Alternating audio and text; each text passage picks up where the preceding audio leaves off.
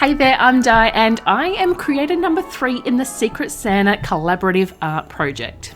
If you're not coming here from the previous creators in this video chain, let me quickly fill you in. Several art YouTubers have gotten together, much like we did last year, and we all have to make a gift for each other for a person that has been assigned to us, Secret Santa style. We each also filled in a fun little questionnaire just to help the person that is making our gift for us get to know us a little better and maybe give us some ideas. Last year I organised the Secret Santa, but this year it is Chantel from Chantel Arts that has organised it, and I have to say she's done a bloody amazing job. Chantel kicked off the video chain and she has made a gift for Chuck Lee, and in Chuck Lee's video he made a gift for me. And right now in this part of the video, I should be opening my gift, but the American Postal Service has decided that they don't want to give it to me. They want to keep it. It's actually been about a month since Chuck posted the gift and they have not moved it at all. USPS, you kind of suck. I want my gift. Anyway, Chuck's actually going to send me a video reveal of the gift he made, and I will pop the footage in of me watching what he made. Okay, so Chuck has sent me through a video file of the artwork that he made. So I'm going to have a look and see what he's done and play.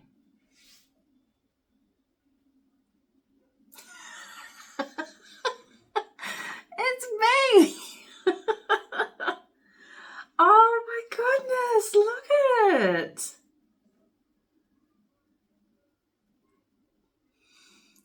That's so good. Oh my god, it's me. That's my head. That's my face. No way. That's crazy. I'm a wizard. I'm a wizard. Oh my goodness. That is so good. Sorry, I'm laughing because it's me. And I'm a wizard. I've got my wizard robes, I've got my wand, I've got my bag and my scarf. I love the colours. The colours are so good. That is so good. How lucky can you be to have a gift made specifically for you, and it's you. Like, there's nothing else that I own like this. I'm seriously in love with it. This is fantastic. Thank you so much, Chuck. I'm truly honoured that you've not just made it for me, you've made it of me for something that I love. I'm a wizard. And now let me share with you me making the gift for the person that I got, and that is David, aka Sin City Yeti. First, I had to come up with a plan of what to make him, and it went a little something like this. Okay, I am so glad I have this questionnaire of David's, aka Sin City Yeti, to help guide me on what to make for him, because I really don't know him that well and I wouldn't even know where to start. So one of the questions is, if you could be a mythical fantasy creature, what would you be? Yeti, or maybe a dragon? Well, his name is Sin City Yeti. I could somehow try and turn him into a Yeti. Don't know how I would achieve that. Maybe a dragon? I've done a dragon before. I can do a dragon the next day. I don't know if I want to do a dragon. I'm not feeling confident enough at the moment to do a dragon. So maybe I should make him something practical. Like something he would use while he's doing art. Like an apron. I love my art apron. I could get an apron and customize it for him. That's a great idea. Later that day, making an apron for someone, that's a bit stupid. What's something else from his questionnaire? What's one thing that makes you feel nostalgic every time? Pokemon. That's right, he does love Pokemon. I could turn Yeti into a Pokemon, like a customized Yeti Pokemon character. Brilliant. 2 hours later, I don't know anything about Pokemon. I wouldn't even know where to start. Let's think, what do I know about him? I think he likes bugs. I could make him a set of bugs, like a little collection of bugs. 2 hours later. He also likes his garden, but I am having a little memory. I do remember him posting something in the Discord chat about a bee. He's got a garden, he had a big sunflower and a bee landed in it. What did he say about that? It was a male bee, and he told us that the boy bees sleep in the flowers while the girl bees sleep in the hive. Such a cute little story, but it's a little sad. I don't like the idea of the boy bees having to sleep all alone. And finally, that last idea stuck. I decided I was going to sculpt a sunflower with a sleeping bee, but I didn't want him to be sleeping alone. I used 2 types of clay to do the sunflower. For the middle bud part of the flower, I'm using Sculpting. I cut it up into smaller pieces so I can condition it using the warmth of my hands to help soften it, then mash it all back together and start forming a basic shape. I used one of my cards from my colour cubes as a reference for this sculpt, and I noticed the bud was a very similar shape to the bottom of a paper bowl I have. So I used that as the form for the clay by pressing it in. I also went back in and pressed the same shape into some aluminium foil to use as a bit of an armature, but mainly just to fill out the size of the bud without having to use so much clay. Once I had attached the clay to the foil, I went around removing bits of clay, shaped it a bit, carved away some more, shaped it again, adding more clay back in, and you guessed it, shaping it some more. I kept doing this until I was happy with the look of it.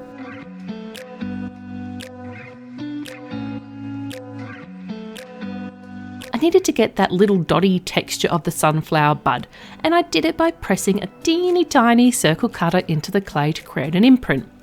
I did this countless times until the inner part was filled. At certain points, I would up the size of the circle cutter to create indents that were just a little bit bigger until I eventually reached the outside of the bud.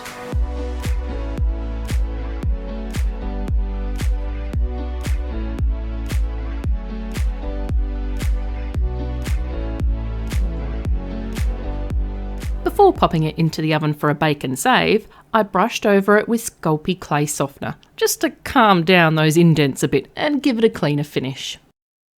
The next step is to create the petals. I really wanted to make the pedicles. I really wanted to make the petals delicate and realistic and have some movement and shape. So I used Cos clay, as once baked, they will have a little bit of flexibility to them, so they should be less prone to breaking. To create several petals of roughly the same size, I create one petal first that I'm happy with the size and shape of. I then roll it back into a ball, and it will be the one petal I measure the rest against. I form it into a 1 centimetre cylinder. Then roll a sausage of clay that is the same girth as that first little ball. I line that sausage up on my cutting mat, which the mat has a centimetre guide on it, and I cut the sausage into 1 centimetre pieces. This means I now have lots of pieces of all roughly the same size. To make the petals, I roll the little balls into a small sausage, lay it on a tile, use my acrylic roller to flatten and shape it, check the length to make sure it's about right, then use a clay tool to add a little bit of texture. And I just keep doing that again and again.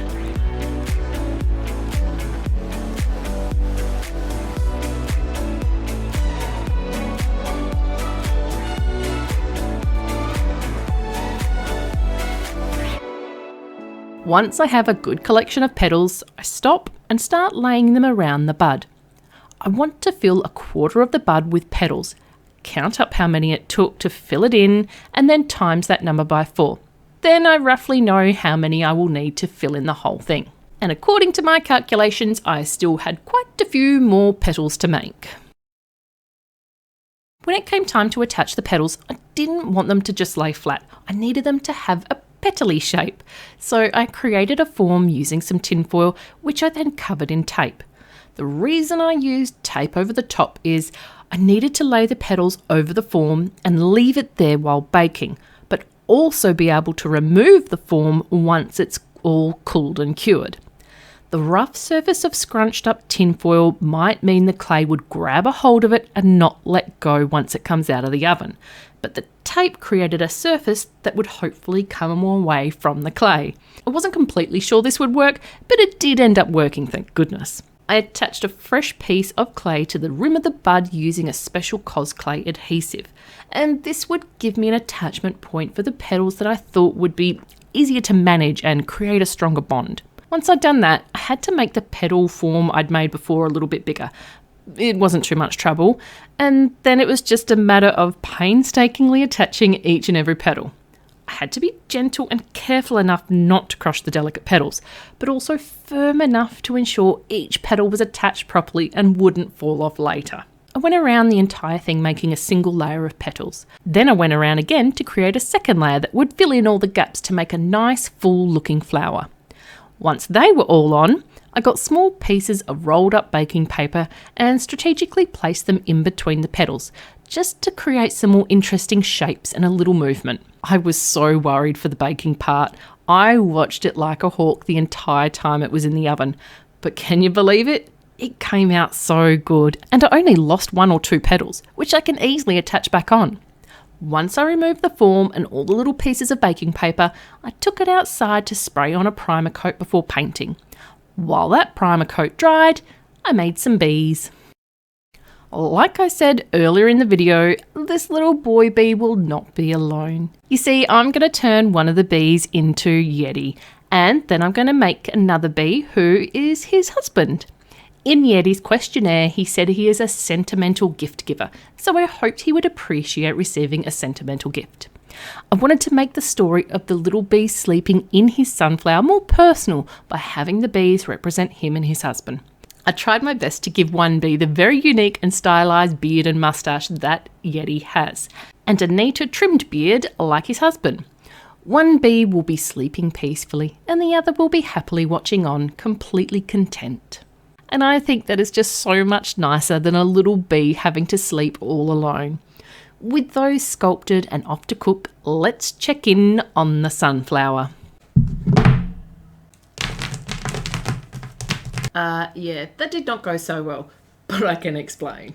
You see, with the petals being so delicate on this sculpt, I knew I wanted to use my paint spray gun to do the paint job. But that meant I still needed to prime the flower, and I didn't want to take to it with a paintbrush trying to get into all the little bits and pieces, so I just thought I'll use a spray primer. I did try and do some research on using a spray primer, and the information I was reading was mixed, so I just did my absolute best to try and find the right spray primer for polymer clay. I sprayed it, and that part went really well. Then it wouldn't dry. I think it was the paint reacting with the polymer clay because the paint was drying down fine on the cardboard background that I was using as my little spray booth, but it wasn't drying down on the actual flower. And I was on a bit of a time crunch, so I was worried that this thing wasn't drying. It should have been touch drying now, and it wasn't. And I thought, it's fine, I'll leave it out in the heat of the day to hopefully dry and leave it out overnight. And some wind might have come through and caught underneath the cardboard it was sitting on and lifted it up and crashed it onto the ground. And hence why we are now just a petalless bud. Weeks later, it's finally dried because even after that night and the petals had all fallen off, because I did think maybe I could somehow stick it back together, but the primer was still not dry. I tried painting over one with a different primer, but underneath it was not dry, so it just scraped straight off. Anyway, it meant I had to make a whole new flower. I didn't cry. It was close, but I didn't cry. Slightly panicked though. And one of the reasons I was panicking is I had no more clay left. Or I did have a little bit, but there was no way there was enough to do a whole new set of petals, which means I had to just use regular Sculpting. I think I might have used a bit of female as well, which meant I couldn't get the nice, delicate, thin petals that I'd worked so hard to achieve. But in my brain I thought, well, maybe this is for the best. I have to make them a bit chunkier, which will make them a bit sturdier, which will hopefully mean it arrives to Yeti in one piece rather than a million. It's supposed to be a sculpture, not a jigsaw puzzle. But anyway, long and the short, I didn't film any of that process because I was not in a good headspace to be filming. And when you're creating something, when you're sculpting or painting something, you've got to be very aware of where the camera is and where your head is in the shot. And I just needed to get in and get it done. Making something for a second time, I don't find a lot of enjoyment in that. But let's skip to what the second one looked like. Still managed to get a good shape and movement to the petals. And the centre bud piece I sculpted, I used a completely different reference this time, and I think I'm a little happier with it. But now I need to get a base made for this thing. In my last video I sculpted a flamingo on what looked like a giant Polaroid frame. And I remember Yeti commenting on that piece that he would happily hang it on his wall. So I decided to go for the same type of frame as I used for that and try to make this one also look like a giant Instax picture. I actually had my first failed background attempt from last time, so I sanded it down, cut out pieces for the frame and attached them on. Then I used some joint compound and went around to carefully fill in the gaps. The trick is to slightly overfill them rather than make it completely smooth, because once it's dried, I will sand them smooth and hopefully flush. After cleaning off all the dust from sanding, I go over the entire thing with a coat of gesso.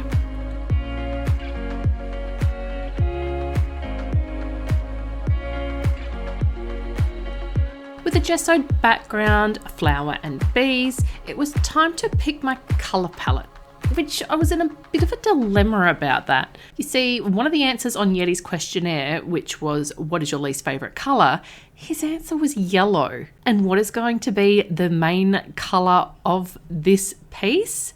Yellow for the sunflower and yellow for the bees. So I honed in on two other bits of information that I picked up from that questionnaire, and that is he likes steampunk and he also likes Tokyo. I mashed those two pieces of information together and somehow landed on the cyberpunk section of my Serenade Clark colour cubes.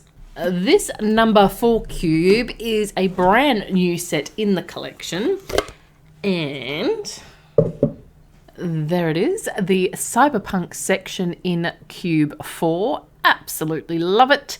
I'm not sure if my process on landing on this colour theme is completely logical, but hey, here we are. This is the palette I ultimately chose because after some research I found out that purple sunflowers are actually a thing.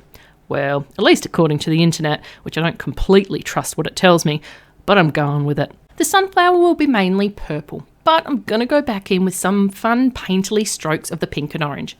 I did something similar with the way I painted a pumpkin in my Halloween video, and I really enjoyed that style. I wanted the bright colours to almost look like flashes of light reflecting on it, or something like that. It's hard to explain really what my brain is thinking and the process of how I get there.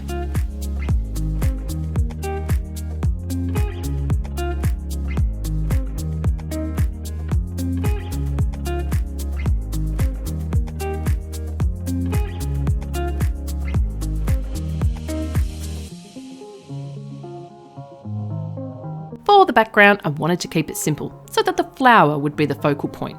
So I went for the dark teal, then a few streaks of the light aqua colour to again look like streaks of reflected or blurred light.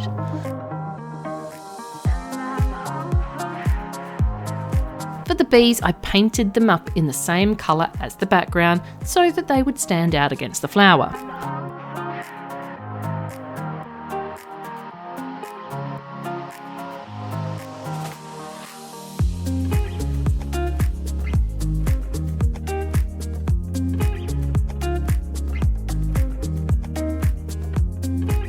Final detail for the bees is some wings, and I just so happen to have a silicone mould from when I made over a candy jar to look like a beehive a while back. For those bees I used resin wings, but for these little guys I want to give hot glue a go.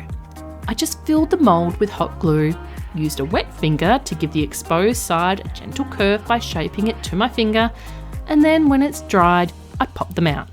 It worked pretty well, and I only mildly burnt my finger a few times. All that's left to do is bring it all together using some varnish to seal and protect the pieces and glue it all together.